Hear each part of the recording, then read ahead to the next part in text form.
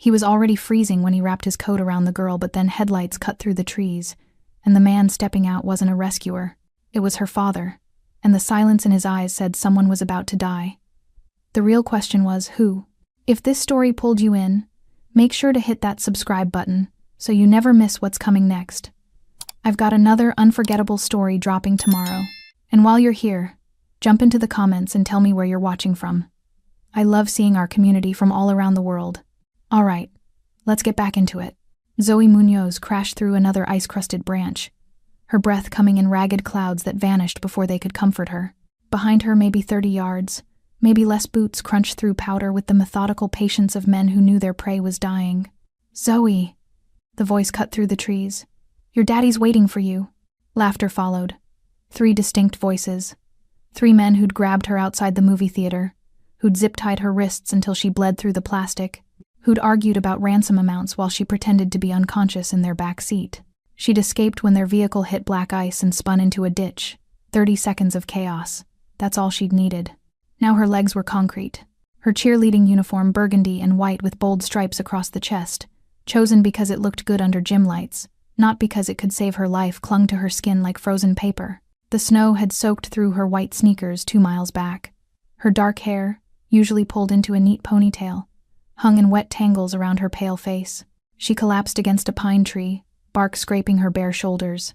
The thin jacket she'd stolen from the crashed vehicle wasn't enough. Nothing close to enough. "This is where I die," she thought distantly. Against some random tree, in some random forest. That's when the shadow moved. Zoe's head snapped up, and through the curtain of falling snow, a figure emerged, young, maybe her age, lean but solid, moving with the kind of confidence that came from knowing exactly where you were, even in a whiteout. He wore dark jeans and a burgundy t-shirt beneath an olive green winter coat, practical gear that locals bought for survival, not fashion. Caleb Scott stopped 6 feet away, his brown hair already dusted with snow, his sharp features assessing her with the precision of someone trained to evaluate damage. His expression was controlled, unreadable, but his eyes moved quickly, taking in her bleeding wrists, her inadequate clothing, the blue tint spreading across her lips. "You hurt?"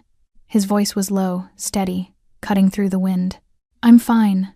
The lie came automatically, even as her body convulsed with shivers so violent she could barely hold herself upright. Caleb's jaw tightened. "You're hypothermic." His hands moved to his coat, thick, insulated, olive green canvas reinforced at the shoulders. The kind that cost 3 paychecks. The kind that kept you alive when the temperature dropped to single digits. "What are you, no?" Zoe tried to straighten, but her muscles refused the command. Caleb pulled the coat off in one smooth motion and wrapped it around her shoulders before she could finish protesting.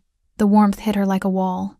It smelled like pine smoke and cold air and something else, safety, maybe, or just the absence of immediate death. "I can't take this. You'll freeze."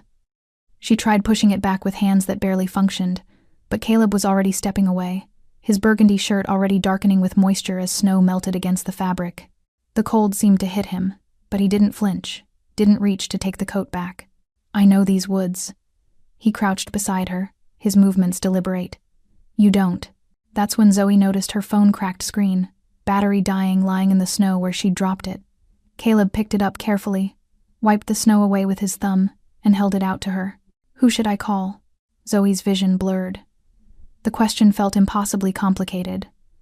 Her fingers wouldn't work properly to take the phone. She tried to speak, but her teeth were chattering too hard. Caleb made the decision for her. He unlocked the phone. She must have left it open when she dropped it and scrolled through her contacts. His expression shifted when he found what he was looking for. Just barely. Just enough to notice. "Sebastian, Dad." "That's..." Zoe's voice cracked. "You can't. He needs to know you're alive." Caleb's tone left no room for argument. "You don't understand." She grabbed his wrist with what little strength remained, her fingers like ice against his skin. "My father, you'll get involved in something." "I'm already involved." Caleb met her eyes, and there was something in his gaze that made her believe him. Not recklessness, not bravery, just simple, stubborn certainty. "Besides, you have maybe 10 minutes before your core temperature drops past the point where I can help you. So yeah, I'm calling him." Behind them, distant voices echoed through the trees. The men were still hunting. Caleb heard them too. His posture changed subtly, his body angling between Zoe and the sound, his free hand moving to his belt where Zoe realized with distant surprise a hunting knife rested in a worn leather sheath. "How many?" he asked quietly. "3. He nodded, processing, then pressed the call button. The phone rang once, twice. Then a voice answered, calm, dangerously calm. The kind of calm that came from men who'd learned not to panic, because panic meant weakness. "Zoe?" Caleb looked at the girl wrapped in his coat, barely conscious, mascara frozen in black streaks down her pale cheeks, and made his choice. "Mr. Munoz, my name is Caleb Scott. Your daughter is alive, but she's hurt. She's hypothermic, possibly in shock, and there are men hunting her through the forest. I need you to listen carefully." Silence on the other end. Not empty silence, the kind filled with controlled fury and instant calculation. "Where?" Not a question. A command. Caleb gave precise coordinates, reading them from a GPS watch on his wrist. "North Ridge access, about 3 miles in from Highway 7. We're near the old fire lookout trail. I'll keep her warm until you arrive." The men following her. 3 of them. Maybe half a mile behind us. They're moving slower now. Probably think she's already done. Another pause. "Keep my daughter alive, Caleb Scott." "I intend to." The line went dead. Zoe was staring at him, her hazel eyes wide with something between terror and disbelief. "You just do you even know who?" "Doesn't matter." Caleb pocketed the phone and adjusted the coat around her shoulders, tucking it more securely. "Can you walk?" She shook her head. "Then we wait."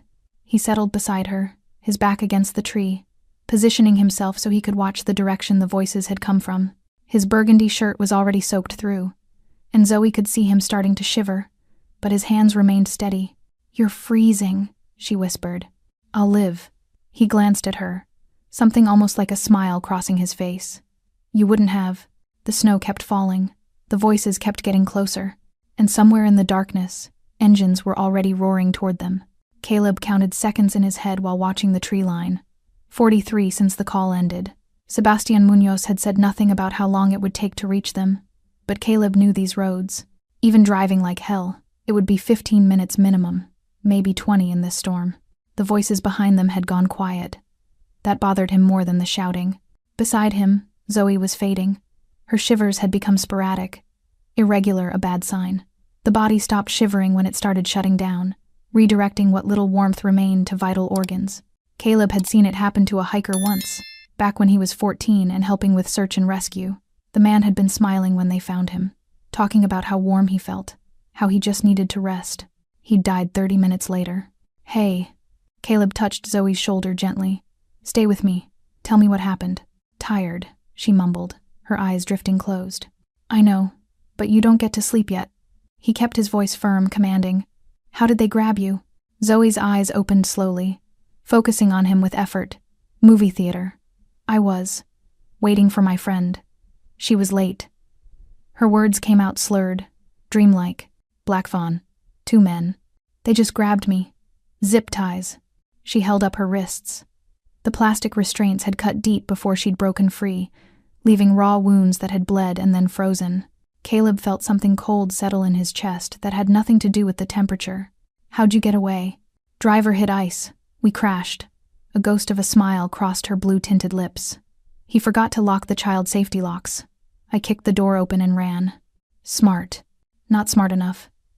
Her head lolled against the tree.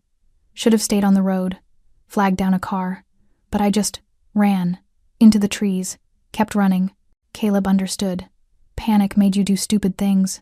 Made you run toward death thinking you were running toward safety. But he didn't say that. "You're alive," he said instead. "That's what matters. For now." Zoe's voice dropped to barely a whisper. "They'll find us. They're still out there. Let them." She looked at him then. Really looked at him, seeing him clearly for the first time through the fog of hypothermia. Caleb wasn't big lean, maybe 5'10", more runner than fighter, but there was something in the way he held himself that suggested he'd grown up in places where weakness got you killed. "You can't fight 3 men," Zoe said. "Don't have to fight them. Just have to keep them away from you until your father arrives." Caleb's hand rested casually near his knife. "How long were you with them?" "Maybe 2 hours. They kept arguing about..." She stopped, her face crumpling. "About how much I was worth. About what my father would pay to get me back. They knew who I was. They knew exactly who I was." Tears froze on her cheeks before they could fall. Caleb watched her struggle with the reality of it, the fact that she'd been targeted, hunted, reduced to a price tag in someone else's negotiation. "Did they hurt you?" he asked quietly. "Besides the zip ties." Zoe shook her head. "They were waiting. Said my father needed to see me, intact, for proof of life." She laughed, a broken sound. "Guess they were saving the bad stuff for later." Caleb's jaw tightened. "They won't get the chance." "You don't know that." "Yeah, I do." Something in his certainty made Zoe study him more carefully. "Why are you helping me? You don't even know me." "Don't need to know you. Most people would have kept walking, wouldn't want to get involved." "I'm not most people." "No kidding." Zoe pulled his coat tighter around herself, and Caleb noticed how her hands had stopped shaking. Not because she was warming up, because her body was giving up on temperature regulation entirely. "You go to my school?" "Different school. County line." Caleb shifted position, angling his body to block the wind. "I've seen you around, though. You're on the cheerleading squad." "Was." She looked down at her burgundy and white uniform, now stained with blood and dirt and snow. "Don't think they'll want me back after this." "Why not?" "Because," her voice broke, "because everyone will know that I got grabbed, that I was stupid enough to get taken, that I—" "Stop." Caleb's voice cut through her spiral. "You didn't do anything wrong. They did. Remember that." Zoe stared at him, tears spilling over again. "You sound like you know." "My sister." The words came out flat, emotionless. Different situation. Same blame game. Caleb didn't elaborate, and Zoe didn't push. The wind shifted, carrying voices with it. Closer now, maybe a quarter mile. Caleb stood in one smooth motion, his hand moving to his knife. "How many saw your face clearly?" "All 3. They say any names?" "Just. Called each other bro, mostly." "Wait." Zoe's eyes widened. "One of them. The driver. The others called him Ricky. He had a tattoo on his neck.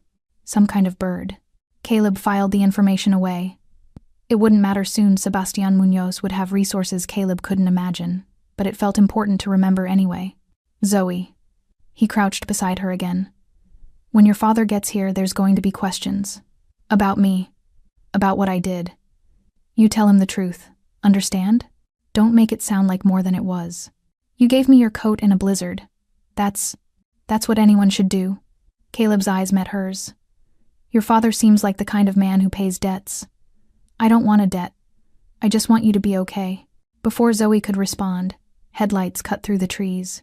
Multiple vehicles, moving fast, their engines growling through the storm like mechanical wolves. Caleb helped Zoe to her feet, supporting her weight as her legs threatened to buckle. She clung to him, her fingers digging into his arm, his coat still wrapped around her shoulders like armor. "It's going to be okay," he said softly. Behind them, the voices stopped. The men hunting her had seen the lights too, and somewhere in the darkness between predator and prey, everything was about to change. The first vehicle broke through the tree line like a predator emerging from shadow, a black SUV with tinted windows and enough ground clearance to make the snow look irrelevant. Then another, then 3 more, fanning out in a tactical formation that suggested military training or something close to it. Caleb felt Zoe tense against him. "It's okay," he murmured, though he wasn't entirely sure it was. The vehicles stopped in a semicircle, engines still running, headlights creating a harsh white perimeter that turned the falling snow into static. For 10 seconds, nothing moved, just wind and idling engines and the sound of Zoe's ragged breathing. Then doors opened. Men emerged, 5, 6, 7 dressed in dark tactical gear that looked expensive and functional. They moved with synchronized precision, weapons held low but ready, spreading out to secure the perimeter. These weren't thugs, these were professionals. The last door opened, and Sebastian Munoz stepped out.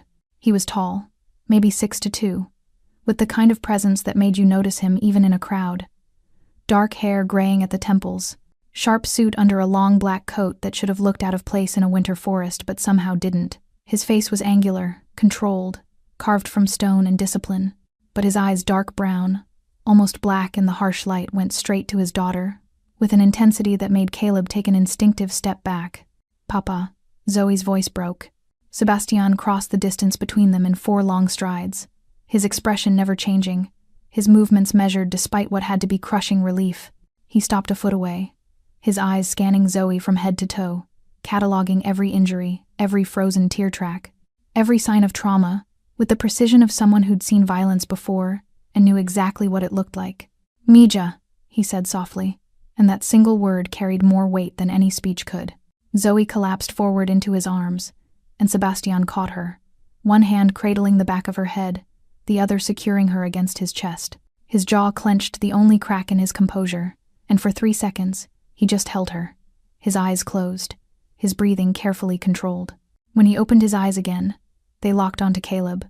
Caleb stood his ground, arms wrapped around himself now that his coat was gone, his burgundy shirt soaked through and clinging to his frame. He was shaking had been for the last 5 minutes, but he kept his spine straight and met Sebastian's gaze without flinching. "You're Caleb Scott." Not a question. "Yes, sir." Sebastian's eyes moved to the olive-green coat wrapped around Zoe, then back to Caleb's face. "How long has she had your coat?" "About 20 minutes. How long before that was she exposed?" "Don't know exactly. She said she ran for a while after escaping. Maybe an hour. Maybe more." Sebastian's expression darkened fractionally. He looked down at Zoe, who was barely conscious now, her face pressed against his chest. "Get the medical kit," he said without raising his voice. One of the men moved immediately, returning with a hard-shell case that opened to reveal equipment that looked more emergency room than first aid. Another man produced thermal blankets, the kind that reflected body heat. "We need to get her warm slowly," Caleb said, then immediately regretted speaking. These people clearly knew what they were doing, but Sebastian nodded. "You know hypothermia protocol. Enough to keep her alive until you got here. More than enough." Sebastian carefully transferred Zoe to 2 of his men, who began wrapping her in the thermal blankets with practiced efficiency. "Get her in the heated vehicle. Monitor her vitals. If anything changes, you call immediately." "Yes, sir." They moved Zoe toward the nearest SUV, and she looked back over her shoulder, her eyes finding Caleb through the snow. "Don't," she started, but her father touched her face gently. "He'll be fine, Mija. I promise." The door closed, and suddenly Caleb was alone with Sebastian Munoz and 6 armed men in the middle of a frozen forest. The wind cut through his wet shirt like knives, and he realized distantly that his hands had gone numb. Sebastian noticed. Of course he noticed. "How long have you been without your coat?" "Same as her. 20 minutes. "You're hypothermic too." "I'll manage." That wasn't a question. Sebastian gestured, and immediately one of his men moved forward with another thermal blanket. Caleb wanted to refuse, wanted to prove he was fine, but his body had other ideas. He took the blanket gratefully, wrapping it around his shoulders. "Thank you." "Don't thank me yet." Sebastian's tone was neutral, unreadable. "Tell me exactly what happened." "Everything." So Caleb did. He kept it factual, clinical, walking Sebastian through finding Zoe, assessing her condition, making the call. He mentioned the 3 men hunting her, the zip ties, the kidnapping from the movie theater. He described her escape from the crashed vehicle, her run through the forest, her deteriorating condition. He left nothing out. When he finished, Sebastian was quiet for a long moment, his eyes fixed on something in the distance. Then, "You gave her your coat immediately. She was dying. You called me instead of 911. She said you were her father. Seemed like you'd want to know first. You stayed with her despite knowing men with weapons were hunting her." Caleb didn't respond. What was there to say? Sebastian turned to face him fully, and Caleb saw something shift in those dark eyes. Not warmth, exactly, but a kind of recognition. Respect, maybe, or assessment. "Do you know who I am, Caleb Scott?" "I know your name, sir." "That's not what I asked." Caleb met his gaze steadily. "I know enough to understand that calling you was either the smartest thing I've ever done, or the dumbest. Haven't decided which yet." One of the armed men made a sound that might have been a suppressed laugh. Sebastian's expression didn't change, but something flickered in his eyes that could have been amusement. "You have family? People who'll worry if you don't come home?" "My uncle. But he knows I check the trap lines. Won't expect me back for another hour." "Good." Sebastian pulled out his phone. "Because we're not finished here." He pressed a button, and somewhere in the darkness behind them, men began screaming. The screams cut off as quickly as they'd started. Caleb's head snapped toward the sound, every muscle in his body tensing despite the cold that had seeped into his bones. Through the trees, maybe 200 yards back, flashlight beams scattered wildly, then disappeared one by one like candles being snuffed out. "How many men do you have out there?" Caleb asked quietly. "Enough." Sebastian didn't look away from his phone, his thumb moving across the screen with casual efficiency. The 3 who took my daughter are currently being detained. Detained. The word hung in the frozen air like a threat. One of Sebastian's men approached, older than the others, maybe 40, with a scar running through his left eyebrow. Sir, we have all 3. Ricky Hernandez, James Cook, and Tyler Bennett. They're secure. Injuries. Hernandez has a broken nose. Cook dislocated his shoulder trying to run. Bennett came quietly. Smart man. Sebastian finally looked up from his phone, his expression unchanged. Bring Hernandez here first. I want to see the man who put his hands on my daughter. The scarred man nodded and disappeared back into the darkness. Caleb felt his stomach tighten. He'd grown up hearing stories about men like Sebastian Munoz, men who operated outside the law, who settled debts with violence, who made people disappear. But hearing stories and standing in the middle of one were very different things. Mr. Munoz. Sebastian. The correction was gentle but firm. You saved my daughter's life. You've earned the right to use my name. Sebastian. Caleb amended. What are you going to do to them? That depends on what they tell me. Sebastian's eyes met his, and there was something ancient in that gaze, something that understood violence not as chaos but as tool, as language, as currency. Does that bother you? Caleb thought about Zoe's bleeding wrists, about the way she'd shaken when she described being grabbed, about how close she'd come to dying alone in the snow while men laughed about her price tag. No, he said honestly. It doesn't. Good. Then you'll understand why I want you to stay. Why? Because when this is over, there will be questions. Police, maybe. Federal agents if these idiots cross state lines. Lawyers, definitely. Sebastian tucked his phone away. You're the only witness who isn't on my payroll. Your testimony, if needed, carries weight that mine never will. Caleb understood what wasn't being said. You're my insurance. My proof that this was rescue, not murder. And if I say no, then one of my men drives you home, and we never speak again. Sebastian's tone made it clear the offer was genuine. But you strike me as someone who finishes what he starts. Before Caleb could respond, movement in the trees announced the return of Sebastian's men. They emerged, dragging a figure between them, mid-20s, stocky, with a bird tattoo on his neck, and blood streaming from his clearly broken nose. Ricky Hernandez. They forced him to his knees 15 feet from where Sebastian stood. Ricky's eyes darted between the armed men, the vehicles, and finally locked onto Sebastian with the desperate calculation of someone who just realized exactly how badly he'd miscalculated. Mr. Munoz, sir, this is a mistake we didn't know. You knew. Sebastian's voice could have frozen water. You knew her name. You knew who her father was. That's why you took her. It wasn't my idea. I just drove. I swear You just grabbed a 16-year-old girl outside a movie theater. You just zip-tied her wrists until she bled. You just discussed her value like she was merchandise. Sebastian took 3 steps forward, and Ricky flinched back so hard the men holding him had to adjust their grip. Tell me, Ricky Hernandez, who hired you? I can't, he'll kill me. Sebastian smiled, and it was the most terrifying expression Caleb had ever seen. So you do know who hired you? Ricky's face crumpled. Blood and snot ran down his chin as he started crying ugly, desperate sobs. Please, I have a kid, I needed the money. You have a daughter. Sebastian's voice dropped to barely above a whisper. Emily Hernandez, 7 years old, lives with her mother in Riverside. He crouched down, bringing himself eye level with the sobbing man. Did you think about her when you grabbed mine? The question hung in the air like an executioner's blade. Caleb watched Sebastian's face and saw something that made his blood run colder than the storm ever could not rage. Not fury, but perfect, crystalline control. This was a man who'd made terrible decisions before. A man who knew exactly what he was capable of. I'll tell you everything, Ricky gasped. Everything. Just please don't hurt my little girl. She didn't do anything wrong. No, Sebastian agreed. She didn't. Neither did mine. He stood, brushing snow from his coat. You have 60 seconds to give me a name, a location, and a reason why I shouldn't leave you in these woods for the cold to finish. Ricky talked. The words tumbled out in a desperate flood, names, addresses, phone numbers, descriptions. A businessman from Seattle who wanted leverage against Sebastian for some deal gone wrong. A warehouse where they were supposed to take Zoe. A payment schedule. Everything.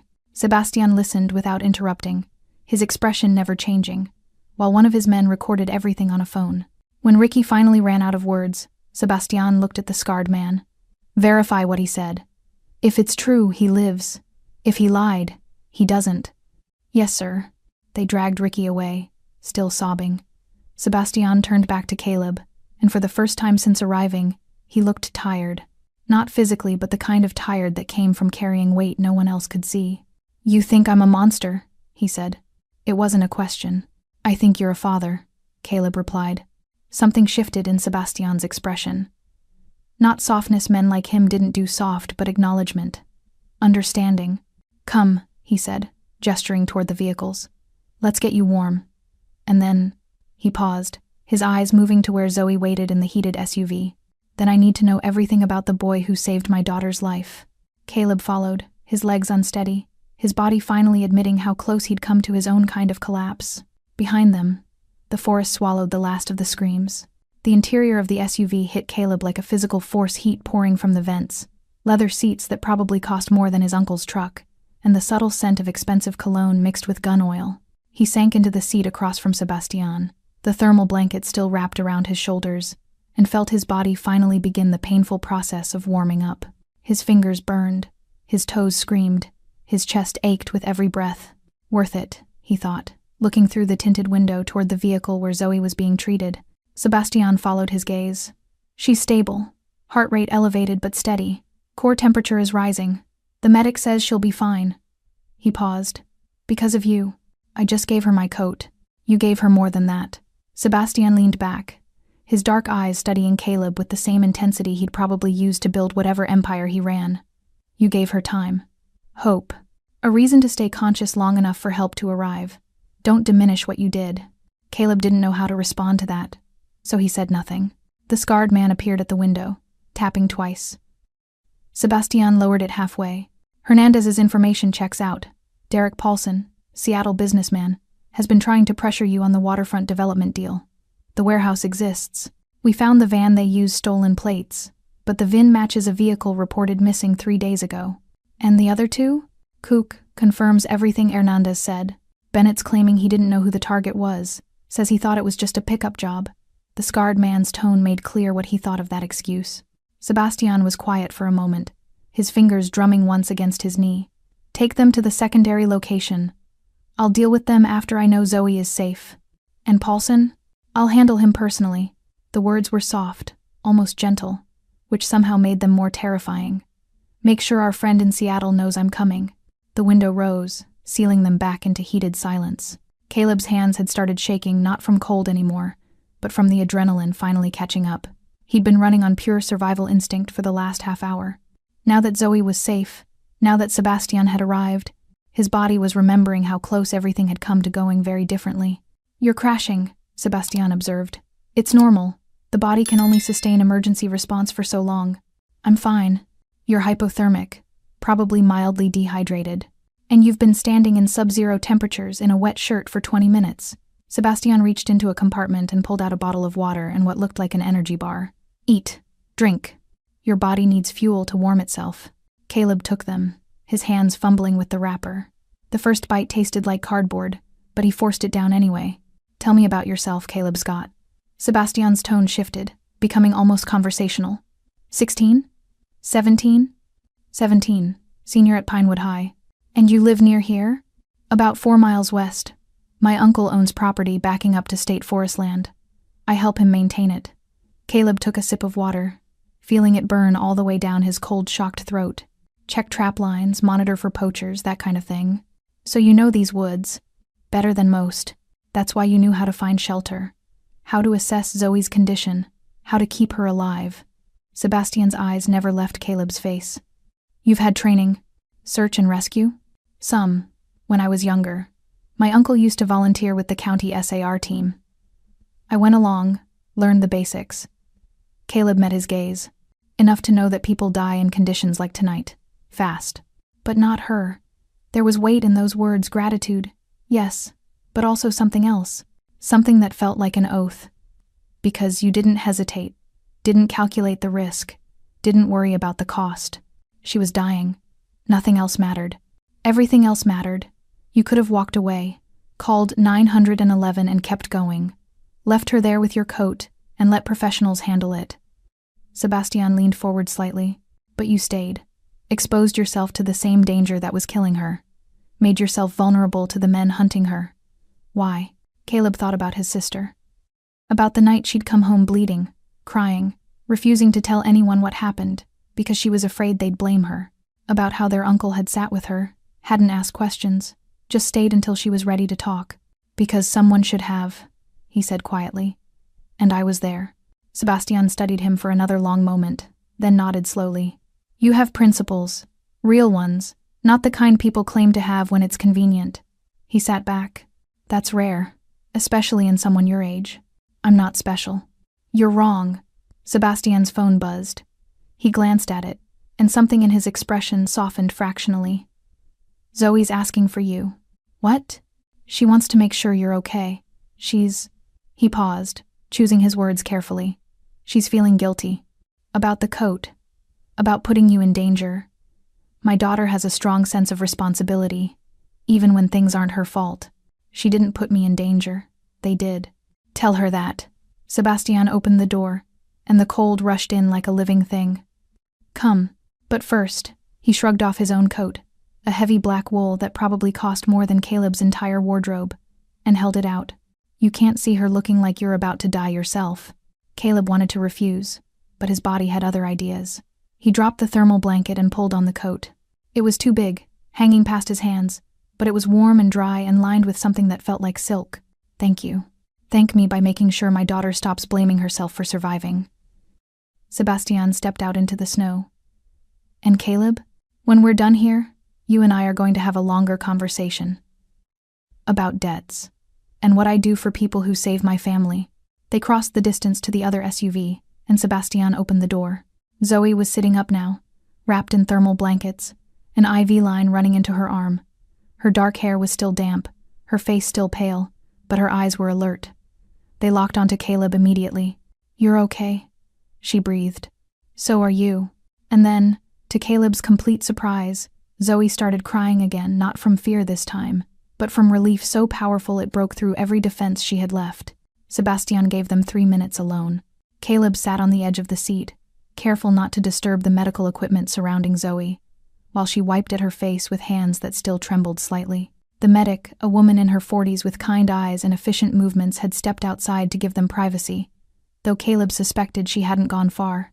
I'm sorry, Zoe said, her voice rough. I keep crying. I'm not usually like this. You were kidnapped and nearly froze to death. I think crying is pretty reasonable. She laughed, a broken, watery sound, and pulled the thermal blankets tighter. Your coat saved my life. You already said that. I know. But I need you to understand. She looked up at him, her hazel eyes red-rimmed but fierce. I need you to know that I know what you did, what you risked. You could have died, but I didn't, because my father got here in time. But if he hadn't, her voice cracked, you would have frozen to death standing there with me, and it would have been my fault. Caleb leaned forward, his elbows on his knees. Zoe, listen to me. Nothing that happened tonight was your fault. Not the kidnapping, not the cold, not the choice I made to help you. Those men, they're responsible, not you. Everyone's going to say I was stupid, that I should have screamed, should have fought harder, Everyone can go to hell. The words came out harder than he intended, but Caleb didn't take them back. You survived. You escaped from armed men, ran through a forest in a storm, and stayed alive long enough for help to arrive. That's not stupid. That's incredible. Zoe stared at him, tears spilling over again, but this time she was smiling through them. You don't even know me. I know enough. The door opened, and Sebastian returned, his phone in his hand and his expression carved from ice. Whatever warmth had existed in the previous conversation was gone, replaced by something cold and purposeful. Zoe, mija, I need to ask you some questions. He sat across from her, his voice gentle despite the hardness in his eyes. Can you do that for me? She nodded, straightening slightly.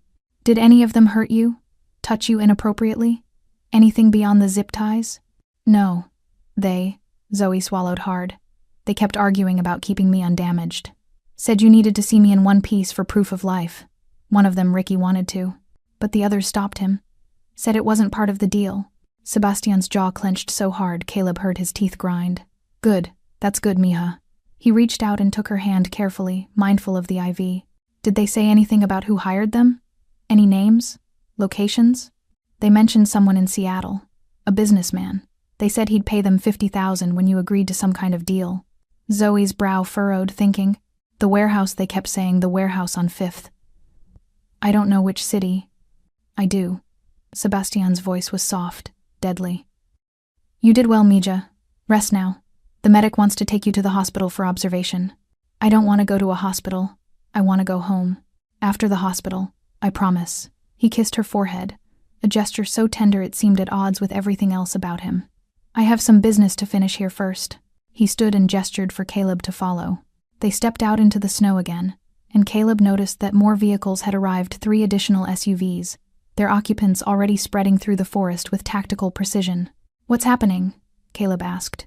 Justice. Sebastian walked toward where his men had gathered near the tree line.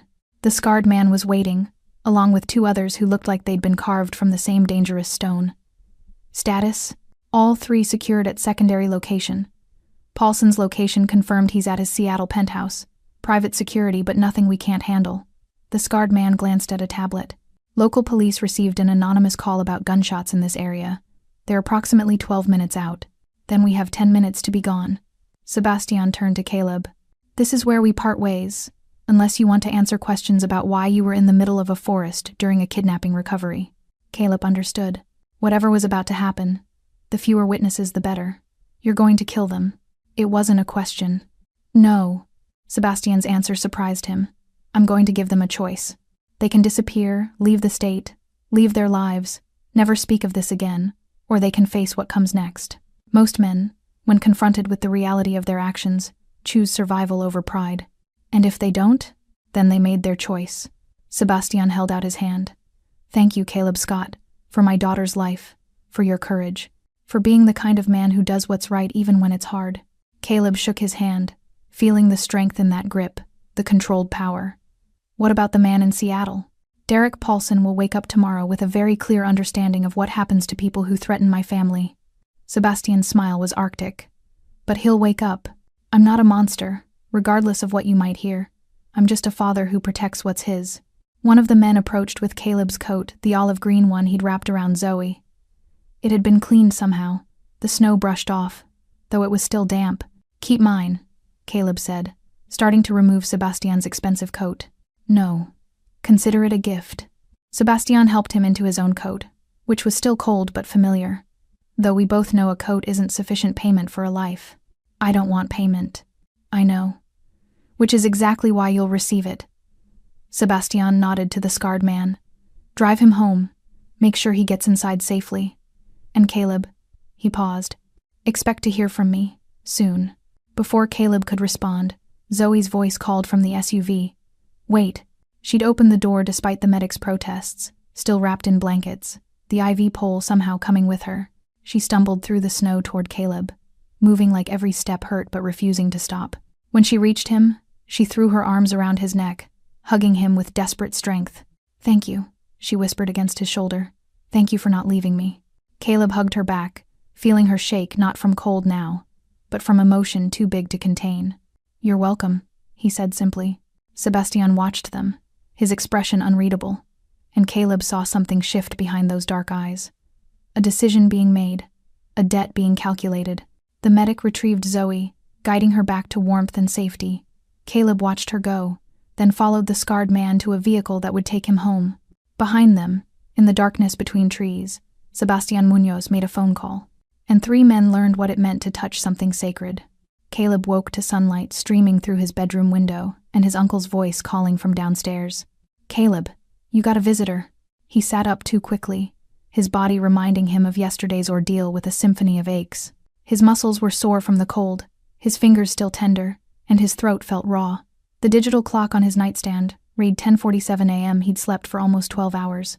The events of the previous night felt surreal in daylight. Had he really given his coat to a Mafia boss's daughter? Had Sebastian Munoz really stood in the snow discussing justice while men screamed in the darkness? Caleb. His uncle's voice came again, more insistent. He pulled on jeans and a hoodie, his movements stiff, and made his way downstairs. His uncle Robert Scott, 53, weathered by years of outdoor work, stood in the kitchen doorway with an expression Caleb had never seen before. Not anger, not worry, something closer to awe. There's a man here to see you, Robert said carefully. Says his name is Sebastian Munoz. Says you helped his daughter last night. Caleb's stomach dropped. Where is he? Living room. With 2 other men who look like they could bench press my truck. Robert studied his nephew. You want to tell me what you got mixed up in? I found a girl in the woods. She was dying from hypothermia. I helped her. Caleb met his uncle's eyes. That's all.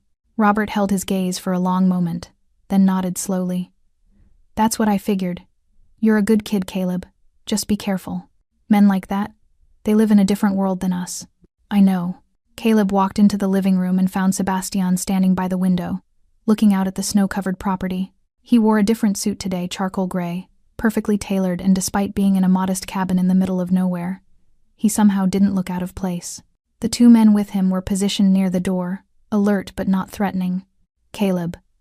Sebastian turned, and his expression was softer than it had been in the forest. I hope I'm not intruding. No, sir. I mean, Caleb gestured vaguely. I wasn't expecting you.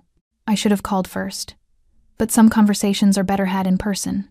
Sebastian glanced at Robert, who was hovering protectively in the doorway. Mr. Scott, would you give us a moment? I promise your nephew is in no danger from me. Robert looked at Caleb, who nodded. I'll be in the kitchen, Robert said. Holler if you need me.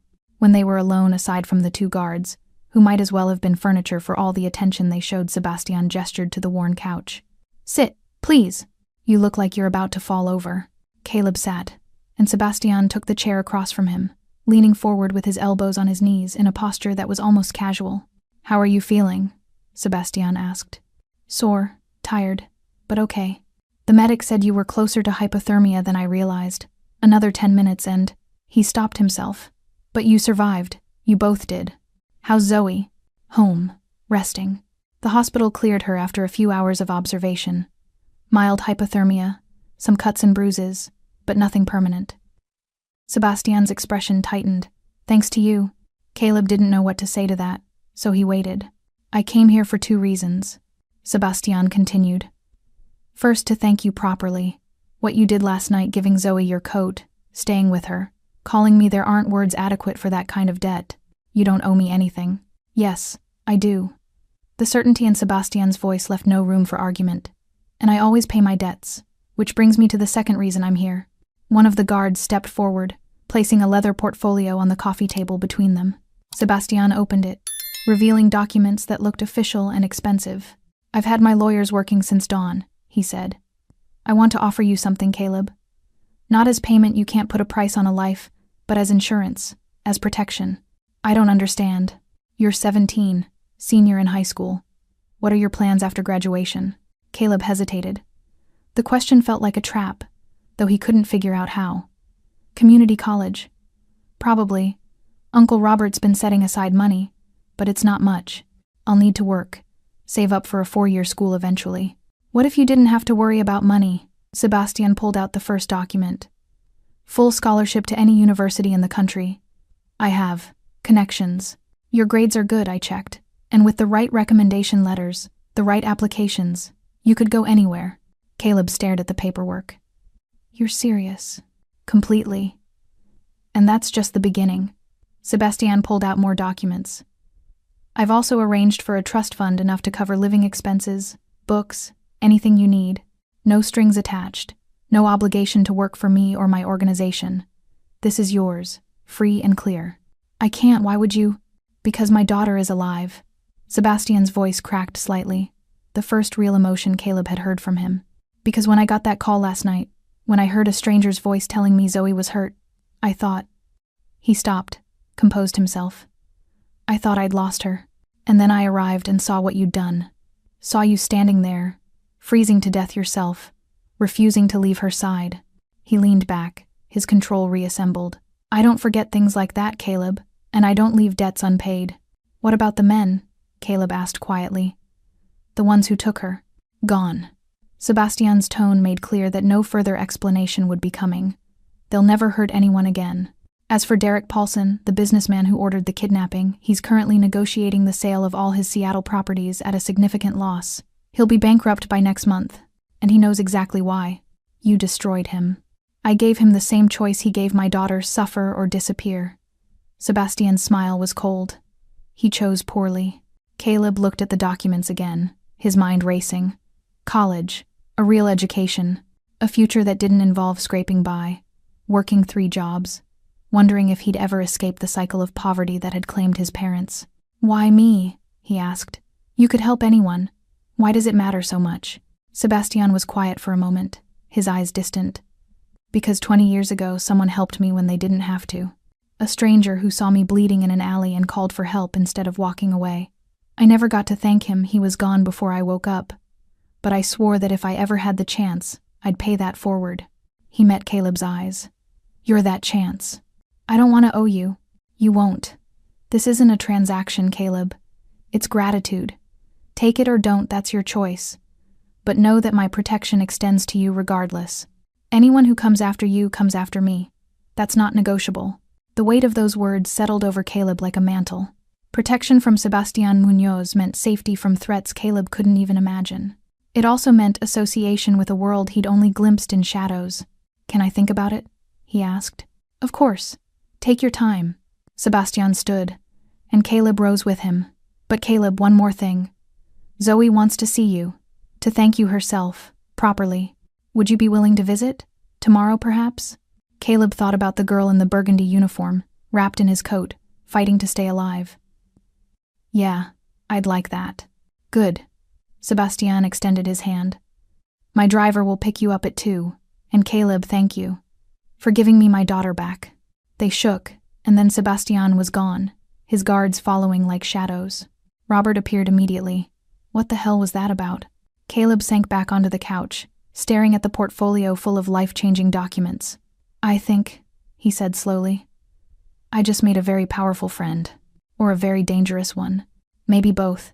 The Munoz estate sat behind iron gates and manicured hedges that probably cost more to maintain than most people's houses. Caleb watched through the window as Sebastian's driver, a quiet man named Roman, who'd barely spoken during the 40-minute drive, guided the black sedan up a winding driveway lined with snow-dusted trees. The house itself was massive, but surprisingly understated. No gaudy columns or excessive displays of wealth. Just clean lines, large windows, and the kind of architecture that whispered money rather than shouting it. Roman opened Caleb's door. "Mr. Munoz is waiting in the main living area. Straight through the entrance. First door on your left." Caleb stepped out, feeling acutely aware of his worn jeans and second-hand jacket. He'd tried to dress nicely, had even let his uncle loan him a button-down shirt, but standing in front of a house that probably had more bathrooms than his cabin, had rooms made him feel like he'd walked onto the wrong movie. Set. The front door opened before he could knock. A woman stood there, late 30s, elegant in a simple black dress, with sharp eyes that assessed him in 2 seconds flat. "Caleb Scott?" "Yes, ma'am. I'm Patricia, Mr. Munoz's house manager. Please, come in." She stepped aside, revealing an entrance hall with marble floors and artwork that looked like it belonged in museums. "May I take your jacket?"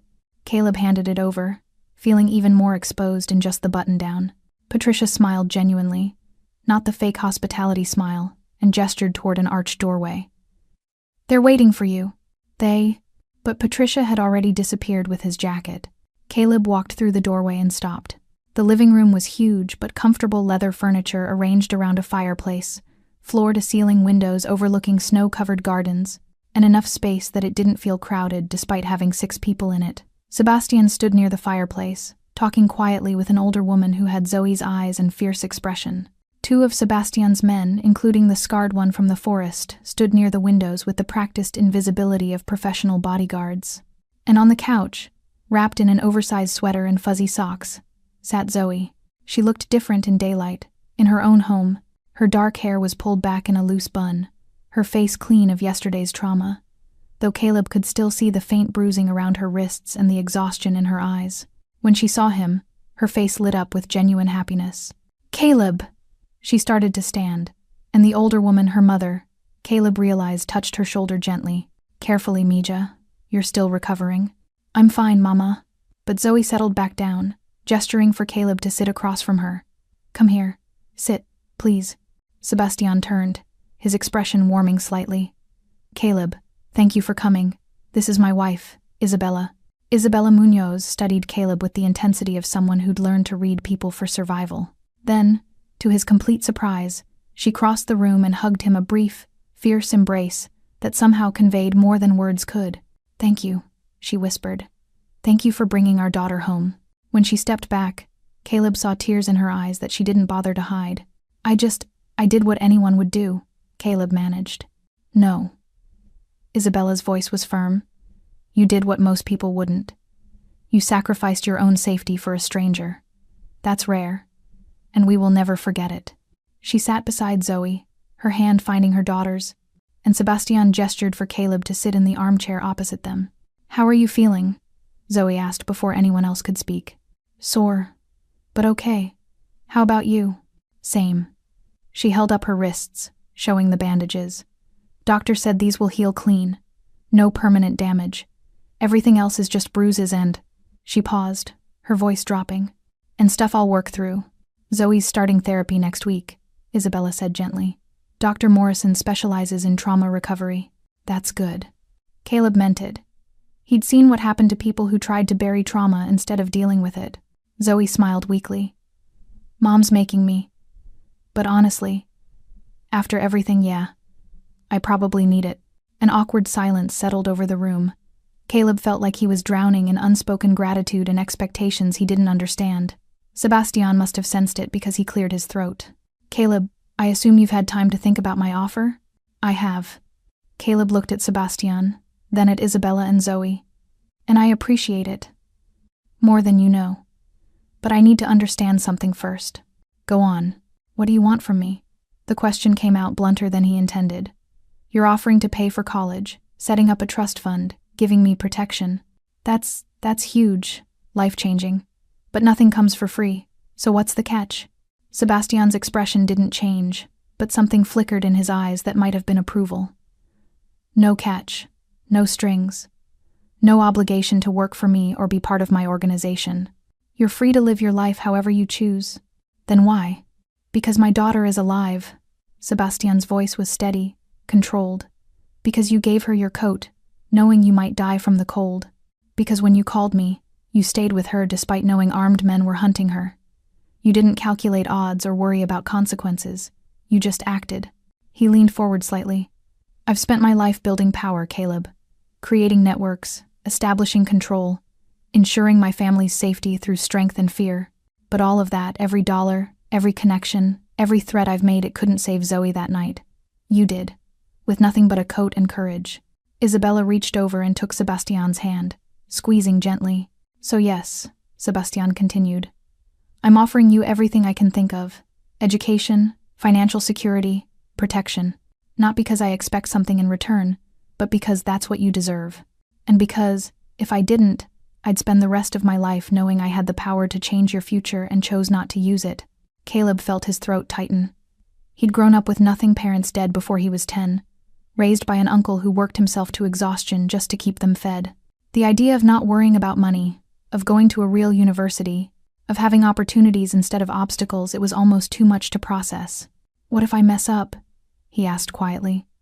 "What if I take all this and fail?" "Then you fail," Isabella said simply. "And you try again. That's what the support is for, Caleb.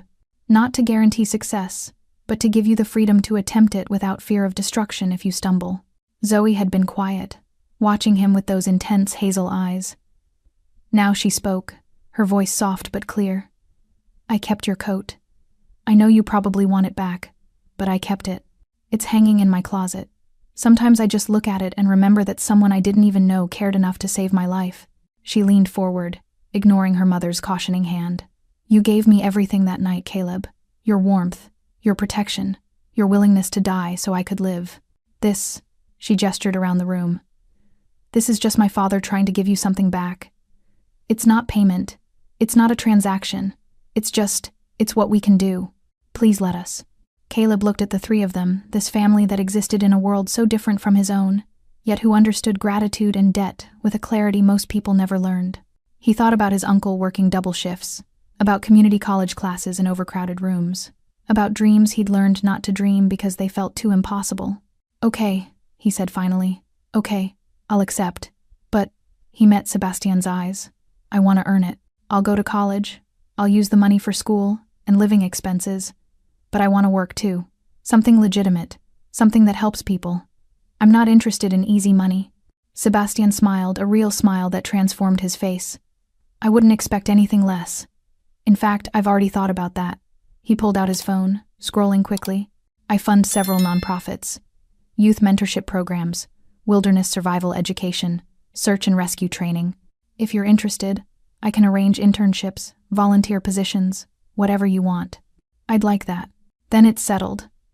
Sebastian stood, and everyone else rose with him. He extended his hand, and Caleb shook it, feeling the weight of everything changing in that single gesture. Welcome to the family, Caleb Scott. Not as an employee or an obligation, but as someone we're honored to know. Isabella hugged him again, longer this time. Zoe stood carefully, and when Caleb turned to her, she wrapped her arms around him with surprising strength. Thank you, she whispered against his shoulder, just like she had in the forest. For everything. You're welcome, he said, and meant it completely. When she stepped back, she was crying again, but this time she was smiling too. The return to school felt surreal. Caleb walked through the halls of Pinewood High on Monday morning, carrying the same worn backpack, wearing the same thrift store clothes, looking exactly like he had the previous week. But everything had changed. He could feel it in the weight of Sebastian's business card in his wallet, in the bank account number written on official letterhead sitting in his uncle's safe, in the knowledge that 3 men had vanished from the world because they'd touched the wrong girl. He'd saved a life, and in doing so, had somehow saved his own. His uncle had been quiet during breakfast, watching Caleb with an expression caught between pride and worry. Finally, as Caleb was heading out the door, Robert had spoken. You're a good kid, Caleb, better than most. But men like Sebastian Munoz, they operate in a world where favors become chains and gratitude becomes leverage. Just keep your eyes open, okay? I will. And if anything feels wrong, if they ask for something that crosses a line, you walk away. Scholarship or not, you walk away. Caleb had promised, and meant it. But as he navigated the crowded hallways, he wondered if walking away was even possible anymore. Sebastian had said there were no strings, no obligations, but debt was debt, even when paid willingly. Caleb. He turned to find Emma Chen, a girl from his English class, jogging to catch up. She was breathless, her eyes wide with something between curiosity and concern. Is it true? She asked without preamble. About you and Zoe Munoz? Caleb's stomach dropped. What did you hear? That you found her in the woods, that she'd been kidnapped, that you saved her life. Emma lowered her voice, glancing around at the other students who were definitely not pretending to ignore them. People are saying her father is like connected. Mafia or something. Is that true? I don't know what her father does, Caleb said carefully. I just found someone who needed help and helped them. That's all. That's all? Emma's eyebrows rose. Caleb, there are rumors that 3 guys disappeared, that the FBI is involved, that... Emma. Caleb kept his voice level, calm. I found a girl dying from hypothermia. I gave her my coat and called her father. Everything else is just rumors. She studied him for a long moment, then nodded slowly. Okay.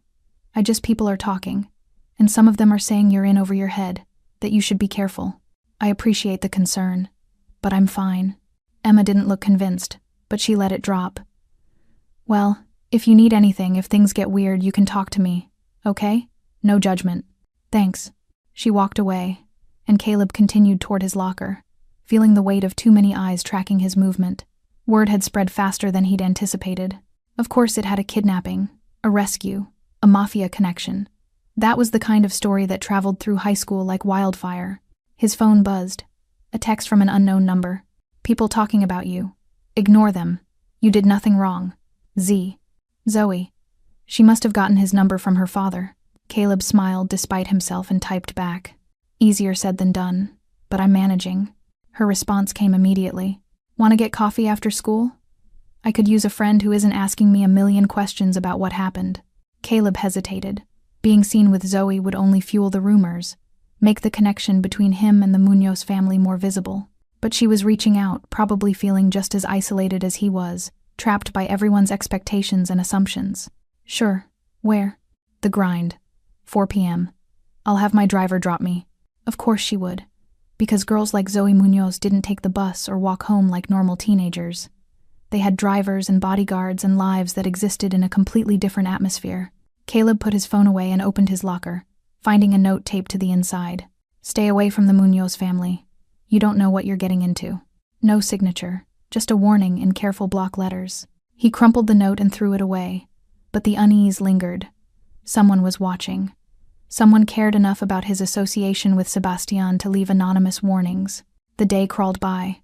Teachers who'd never noticed him before suddenly knew his name. Students whispered when he passed. By lunch, Caleb had retreated to the library, hiding in the stacks with a book he wasn't reading, just needing space from the constant attention. His phone buzzed again. This time it was Sebastian. "I understand there's been talk at your school. If it becomes a problem, let me know. I can arrange a transfer, private school, whatever you need." Caleb stared at the text. The offer was generous and probably necessary, given how quickly things were escalating. But transferring schools felt like running, felt like admitting he couldn't handle the consequences of his own choices. "I'll handle it. But thank you. The offer stands. And Caleb, you're under my protection now. Anyone who threatens you threatens my family. Remember that." The words should have been comforting. Instead, they felt like a weight settling over his shoulders. Protection meant safety, yes, but it also meant association, visibility, becoming part of something larger and more dangerous than he'd intended. By the time school ended, Caleb was exhausted from the attention, the whispers, the careful distance most students maintained. He walked to the grind, a coffee shop 3 blocks from school, and arrived 10 minutes early. Zoe was already there. She sat in a corner booth, wearing jeans and an oversized hoodie, her hair hidden under a baseball cap. 2 men in suits sat at separate tables nearby, not looking at her but clearly watching everything around her. Bodyguards, Caleb realized. "Of course." "Hey," Zoe said as he slid into the seat across from her. "Thanks for coming. Thanks for texting. Today was awful." She smiled weakly. "Yeah, same here. I went to a different school, but word travels fast. Everyone knows. Everyone's staring. Everyone wants details I can't give them. Did your parents pull you out?" "Almost, but I convinced them to let me try one more day." She wrapped her hands around a coffee mug that looked untouched. "I can't hide forever, right? Eventually I have to face people and just live." "Yeah." They sat in comfortable silence for a moment. 2 people who'd survived something terrible together and now had to figure out how to exist in the aftermath. "My therapist says I should talk about it," Zoe said quietly. "About what happened, about how I feel. But every time I try, I see their faces. I feel the zip ties cutting into my skin. I remember thinking I was going to die in that forest. But you didn't. Because of you." She looked up, her eyes red-rimmed but dry. "And now everyone treats me like I'm broken, like I'm fragile. My parents barely let me out of their sight. My friends don't know what to say. And the rumors, God, the rumors about what they did to me. Ignore them," Caleb said firmly. "People will talk regardless. All that matters is what actually happened, and you know the truth." "Do I?" Zoe's voice cracked.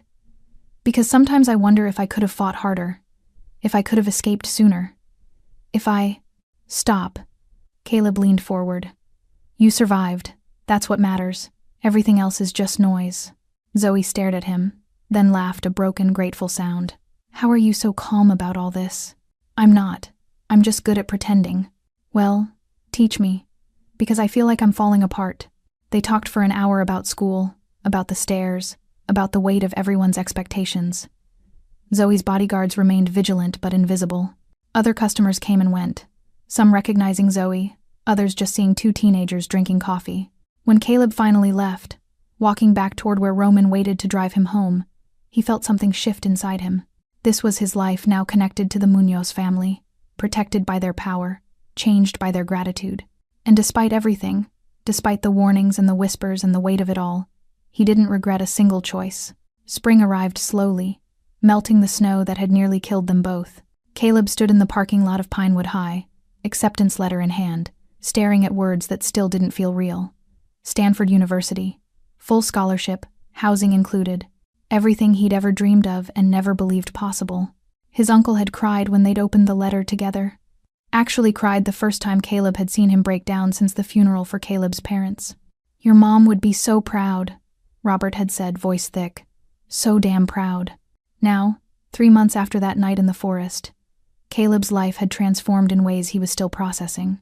The scholarship arranged through Sebastian's connections but earned through Caleb's own grades and essays. The internship with a wilderness survival nonprofit teaching inner-city kids basic outdoor skills, sharing knowledge that had saved Zoe's life. The respect from teachers who'd never noticed him before, the wariness from students who'd heard the rumors, and Zoe. Their friendship had deepened through shared trauma and genuine connection. She'd returned to school after 2 weeks, walking through halls with her head high despite the whispers.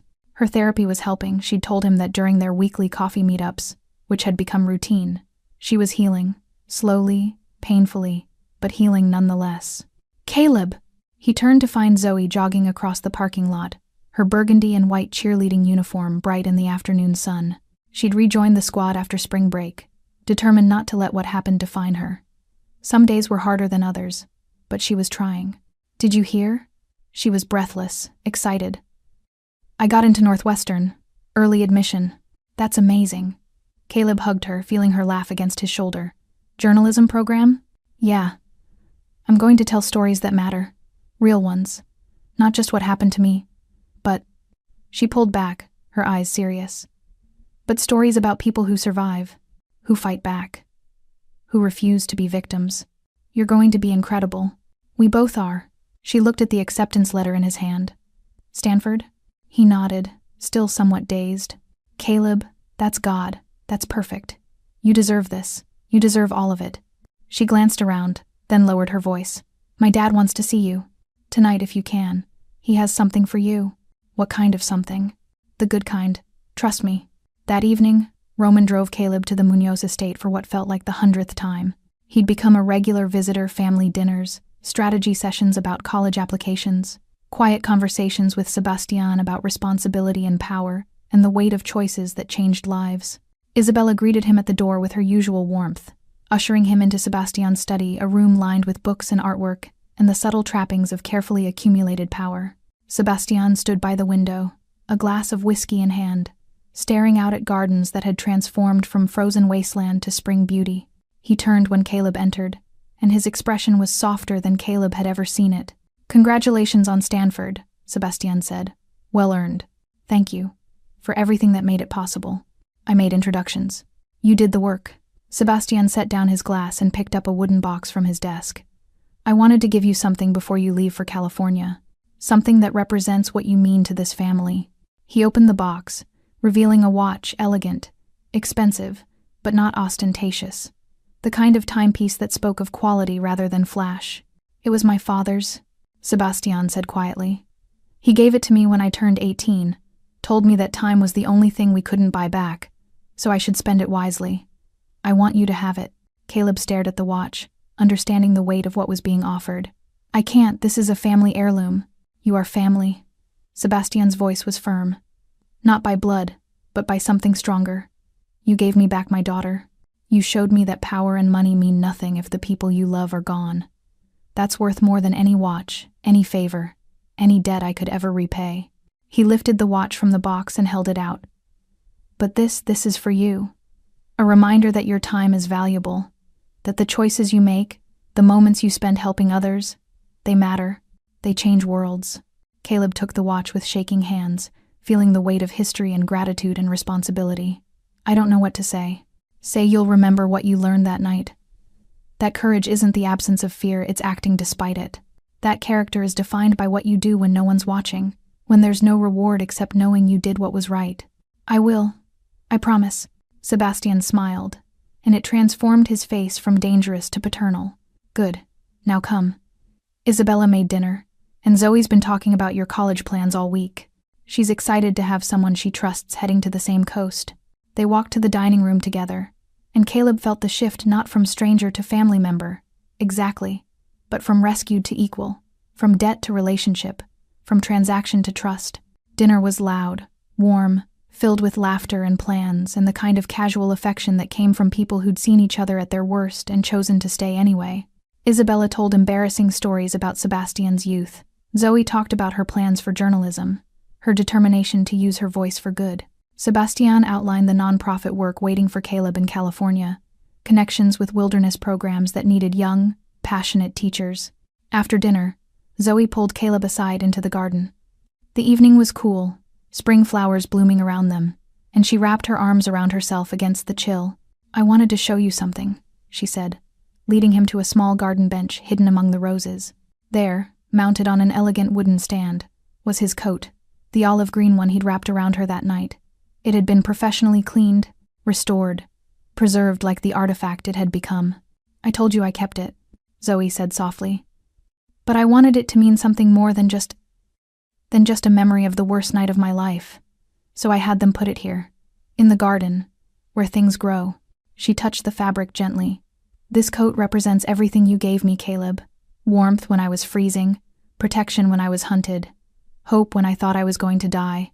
And it represents who you are. Someone who sacrifices without thinking, who helps without expecting reward." Tears slid down her cheeks, but she was smiling. "You saved my life, and I'm going to spend the rest of mine making sure that matters, making sure I do something worthy of the second chance you gave me." Caleb pulled her into a hug, feeling her shake with emotion and relief and gratitude too big for words. "You're already doing that," he murmured, "just by being here, by surviving, by choosing to live fully instead of letting fear win." They stood there in the garden as darkness fell, two people forever connected by the worst and best moments of their lives, bound not by debt but by understanding that sometimes, in the frozen darkness, one simple act of kindness could change everything. The coat hung between them, a reminder that violence could be survived, that character mattered more than power, and that the boy who gave his warmth to a dying girl had, in that single moment, saved far more than one life. He'd saved them both. Thanks for staying with this story, right till the final moment. You're the reason these stories come alive. If you're ready for another powerful journey, just tap the next video on your screen. And before you go, leave a quick comment and rate this story from 1 to 10. I'm excited to see your thoughts and connect with you down there.